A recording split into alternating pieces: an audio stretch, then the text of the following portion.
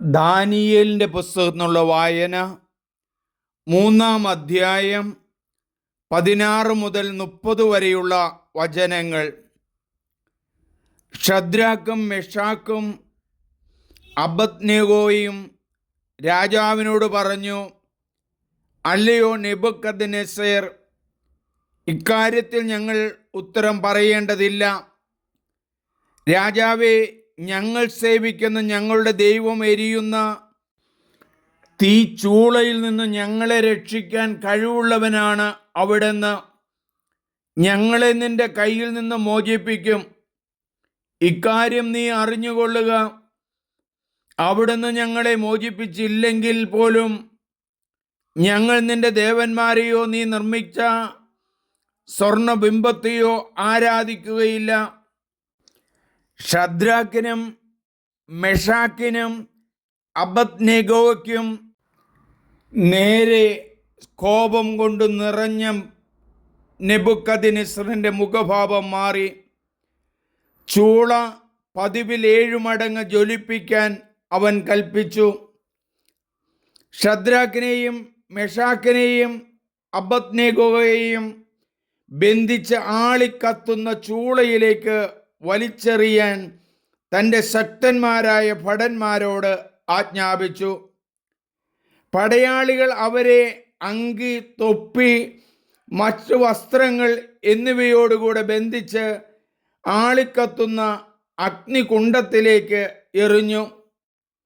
കർശനമായ രാജകൽപ്പന അനുസരിച്ച് തീച്ചൂള അത്യുഗ്രമായി ജ്വലിച്ചിരുന്നത് കൊണ്ട് ഷദ്രാക്കിനെയും മെഷാക്കിനെയും അബദ്നെഗോയെയും ചൂളയിലേക്ക് കൊണ്ടുചെന്നവരെ തീജ്വാലകൾ ദഹിപ്പിച്ചു കളഞ്ഞു. ഷദ്രാക്ക്, മെഷാക്ക്, അബദ്നെഗോ എന്നീ 3 പേരും ബന്ധിതരായി ജ്വലിക്കുന്ന തീച്ചൂളയിൽ പതിച്ചു. 3 യുവാക്കന്മാരുടെ കീർത്തനം. അവർ ദൈവത്തിന് കീർത്തനം ആലപിച്ചുകൊണ്ട് കർത്താവിനെ സ്തുതിച്ചുകൊണ്ടും തീജ്വാലുകളുടെ മധ്യേ നടന്നു. അസീറിയ എഴുന്നേറ്റ് നിന്ന് പ്രാർത്ഥിച്ചു. അഗ്നിയുടെ മധ്യത്തിൽ അവൻ്റെ അധരങ്ങൾ കർത്താവിനെ പുകഴ്ത്തി. കർത്താവേ, ഞങ്ങളുടെ പിതാക്കന്മാരുടെ ദൈവമേ, അവിടുന്ന് വാഴ്ത്തപ്പെട്ടവനാണ്. അവിടുന്ന് സ്തുത്യർഹനാണ്.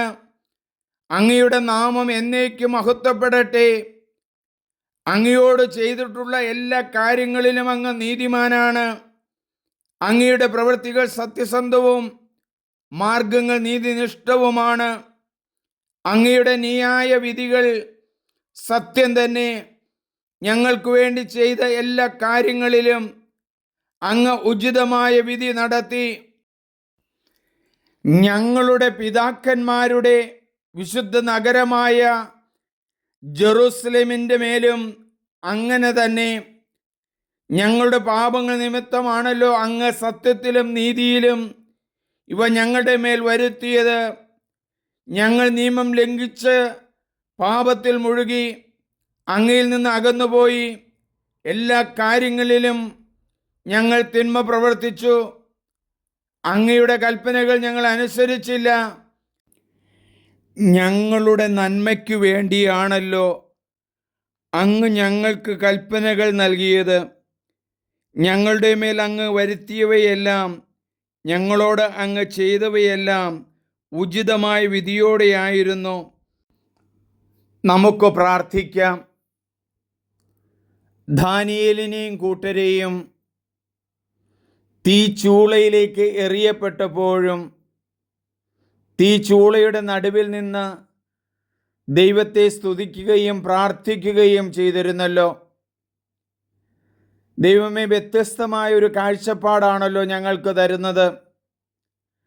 രോഗത്തിൻ്റെ തീവ്രതയിലും നഷ്ടത്തിൻ്റെ കണക്കുകളിലും എല്ലാം നഷ്ടപ്പെടുമ്പോഴും അങ്ങയുടെ കരങ്ങളിൽ ഞങ്ങൾ വസിക്കുന്നുവെന്നും